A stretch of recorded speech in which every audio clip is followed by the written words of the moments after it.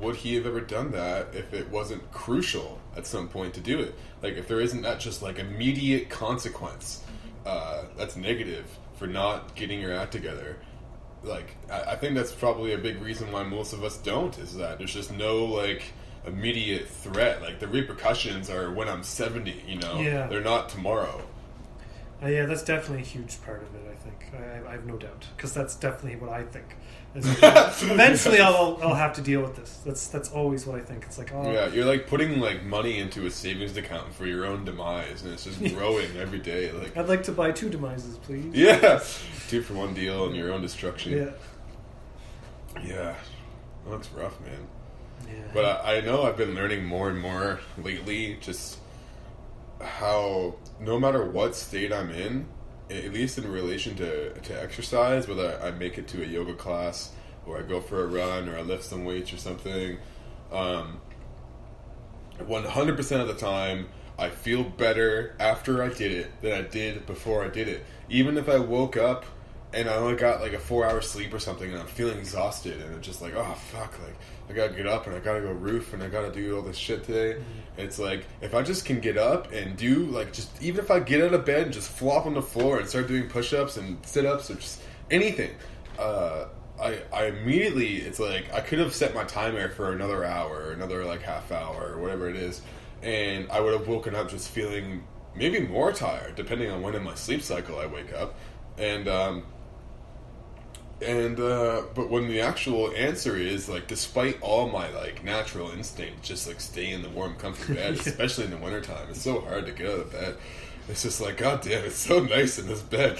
But I force myself, you know, occasionally I manage to beat myself in the battle and like prevail and get out of bed and do that thing. I always feel better after, and I feel like I'm energized, and I feel like I got more rest than I did, and like it's just like I'm learning more, and I probably should just come to an absolute conclusion, at least for my own self, about it, because it's just like I always feel better after, and any day I skip out on it, I just miss out on that high, you know? It's like I'm just always doing myself a disservice, and so that voice in my head is always saying, take a break, take it easy, just stay in bed, just get that extra sleep, or just don't do anything tonight after work.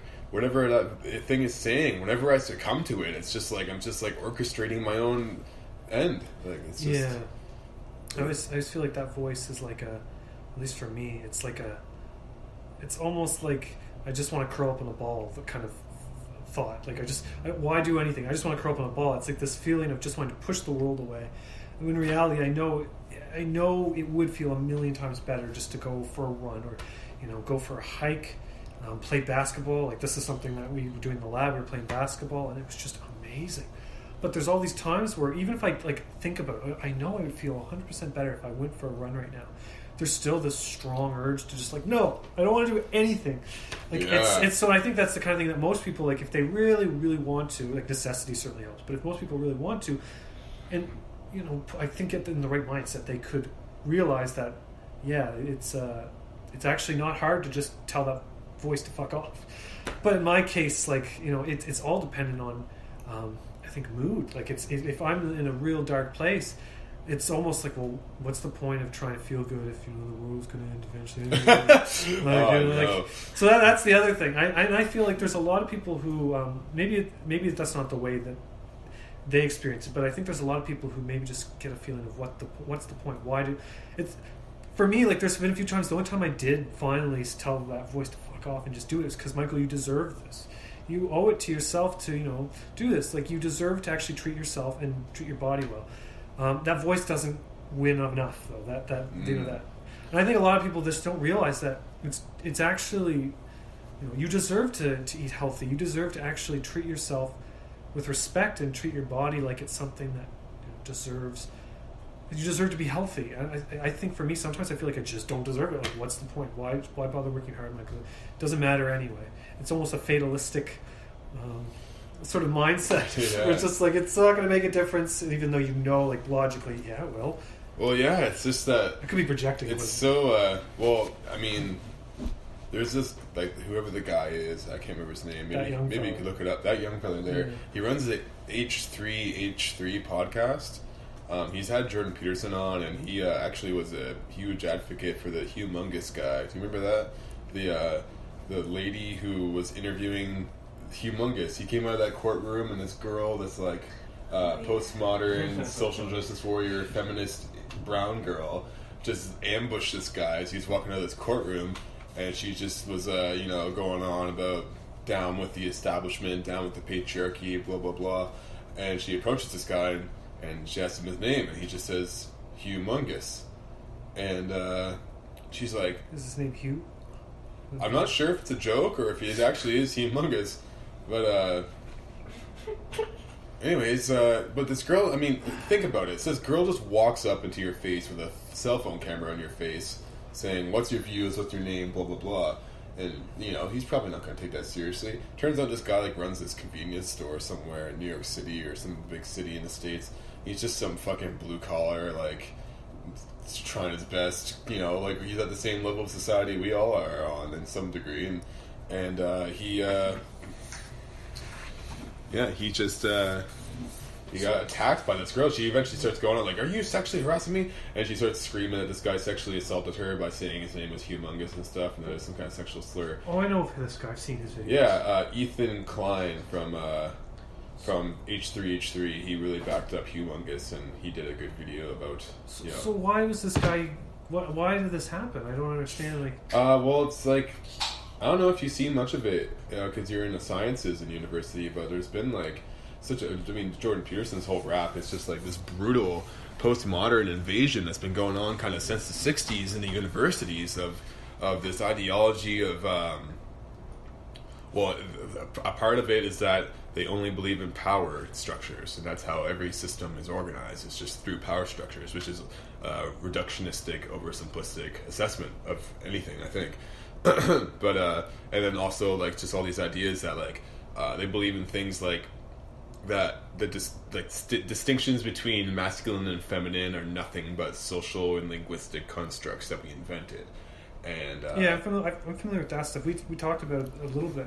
Yeah, but it's mostly in more like the humanities, the histories, and like the women's studies and the ethnic studies and things like that. It's like kind of really being dominated by this ideology that's kind of like a hidden, like it seems to be in some ways like a mask for neo-Marxism to surface and stuff. But so this girl who attacked Humongous was just like going off the rails ideologically speaking about the whole thing and being like, "You're sexually oppressing me and you're abusing me as a woman and a minority and a brown girl and all this stuff," and he's just standing there like, "What are you talking about?" Like, and she just starts screaming, and then security comes and they start talking to her, and if you watch the video, it's just like, but why does she attack Humongous? What's he doing? That's what I don't understand. He was a man doing nothing. He was being a man. So where do you say he was coming out of a court? He just came out of a court. I'm not sure the exact context, but he was in some sort of like, I think it was a town hall meeting or something. Okay. Maybe Ethan Klein can get in touch and like clarify, or Humongous himself.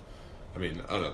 There's like 30 people listening to each one of these podcasts. So she's just like was she just going up to anybody to ask them about? She went up to this man in particular and then asked him his name, and he said Humongous, and she's like, "What?" And he says Humongous, and she's like, and then within seconds she's eventually just screaming, "You're sexually assaulting me," and all this stuff, and just screaming and screaming that he's a racist and a sexist and a misogynistic man piece of shit and whatever else. And this was in New York, did you say? He's from New York, I believe. I could be wrong about this. Maybe Robin looks like she's on it, but it's just hope his real name is Hugh and his last name is Monk. Yeah, it's not the case. We gotta get to the bottom of this. But regardless, how did we even get to this? Yeah, the original video, Humongous. 8 minutes, jeez. We're not gonna watch all this, but the news is interviewing a person whose daughter was a heroin addict, I think, is what he said in his fucking comment. His daughter was a heroin addict. Oh, okay. Pro-cops. And so he's the one getting interviewed, and there are like a million people who have... So she's critiquing the fact that this was like, they picked this random white guy to be interviewed by the news and not like all the other people who are represented in the crowd. So they got this open. Oh, okay, I see. But this is part of the ideological problem, is that she's group identifying white men, or it's just like, and there's more differences between individuals than there are groups. So this is this video here that you've got. This is the person that's like going to harass him or something. This is the girl who is harassing Humongous is taking the video here. Oh, okay. So Yeah. Yeah, sure. Humongous. Okay. Humongous what? Yeah, that's what she says. Humongous what? Humongous. Humongous what? Humongous. Humongous what? Humongous. Humongous what? That's what it is. Humongous what? Is that sexual harassment? No, it's humongous. Then why did you say that to me? That's my name. What? Humongous what? Humongous what? Humongous what? This Is one- that sexual harassment? Is that what you just did when you said that to me? What, humongous? Why would you say that to me? Yes, but my name. Why would you say that to me? Why would I say so? Why what would you is say his that to name? me? Why would you ask me my name? What? Humongous what? Humongous what? it's like a 10-year-old. Humongous what? So he's walking away Humongous now, what? and she's pursuing.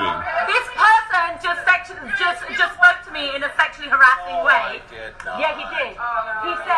He said, do you know what my name is? And I said, what? Oh And he my said, god, humongous. that's amazing. Yeah. It's like a. Yeah. This person just sexually harassed me. She's ideologically possessed. Right. Humongous what? It's like, okay, so I got a comment about this. So what I find with a lot of folks like this, it's like there was actually something that kind of reminds me of a few things that happened in Halifax recently. It's almost like you got these people who are almost like they're not adults. Like that's Yeah. like that reminds me of when I was a little kid and was just looking for any excuse to get my uncle in trouble for being like a bully. Not a real bully, but like my uncle was like would tease me and I would look for any excuse to be like, my uncle's being mean or something like that. Oh my god, that's what that reminds me of. I think a part of it is like this victim mentality that like people just they don't actually want to, they're almost like ensuring their own victimization in such a way that, and like I do specifically mean in these extreme situations Yeah. here that we just are showing here. It's like they're just, instead of like acknowledging that you live in a free country that's capitalist and that you could like potentially start your own business, you could ascend the hierarchy through the culture, you could be successful in your domain, but you have to make it happen yourself. And there's even resources in place. I know in Canada there's like tons of small business grants and even personal development grants. My world music teacher in college, he went to Brazil for a number of weeks on the government's dime to study Brazilian percussion for like a personal development project, and the government funded it. There's like an immense opportunity, and but it seems like some people would rather get off on like this victimized, like oppressed, pitiful, weak, like helpless situation.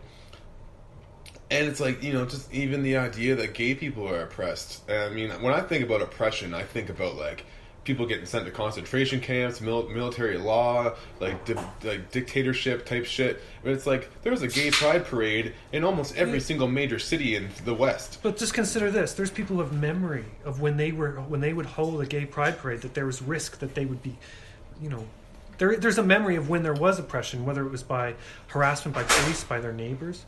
So I think you still have some lingering, maybe not oppression, but you definitely have people who remember some sort of oppression with even the gay pride parade. But I think if, like there's a group of people who like you're saying, the universities. There's definitely this especially with what Jordan Peterson's talking about. I don't really agree with everything he says, right? But when it comes to these people that just act like little kids when they go in and interrupt him and try and shut down his talks and stuff like that, it's ridiculous. It's like these people they're looking for any excuse to basically, I don't know if it's like to get, I don't know what the best way to put it, but it just seems like they're looking for any excuse to basically call him out on something and basically have power over him in a way to say, well, it's like just like their obsession with power structure like justifies their own use of power because they believe that's the only thing that's controlling anything. And it's like it's weird, backwards, kind of twisted ideology that kind of eventually serves its own means of like, well, if power is the only fundamental reality, then that excuses us to use our own forceful power against the quote-unquote oppressors. And it's like, I don't know, man. I've been watching a lot of Jocko Willick's podcasts, and he has these guys on there who are like Vietnam vets and World War II vets. You listen to these guys' stories and like why they were fighting and what they were